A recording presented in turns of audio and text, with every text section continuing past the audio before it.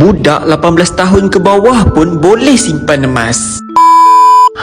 Mesti tuan-puan nak tahu kan? Kalau tuan-puan nak tahu, tuan-puan kena tengok video ni sampai habis dan jangan lupa save untuk rujukan yang akan datang. Macam mana kan budak 18 tahun ke bawah pun boleh simpan emas di public gold walaupun mereka tiada income, ataupun kalau mereka ada duit pun duit mereka tak banyak, tapi mereka tetap boleh simpan emas. Mesti tuan-puan nak tahu kan, sebenarnya tuan-puan, mereka boleh simpan emas dengan bajet yang kecil. Sebab di public gold kita boleh mula simpan emas serendah RM100 di akaun emas Gap, dan kita boleh mula simpan emas serendah RM50 di akaun emas Gap Junior. Secara kita buat auto debit. Dah mudah dah sekarang ni, ibu bapa boleh setkan auto debit untuk akaun emas Gap Junior anak-anak mereka. Saya pasti tuan-puan, bila mana tuan-puan setkan auto debit untuk akaun emas Gap Junior anak-anak tuan-puan dah tak perlu risau dah akan terlupa, sebab setiap bulan akan auto buat simpanan emas. Jadi untuk tuan-puan yang nak buka akaun emas Gap Junior untuk anak-anak tuan-puan boleh kontak saja nombor di bio saya untuk saya bantu simpanan anak-anak tuan-puan. So, dapat satu, je komen. Jangan lupa follow.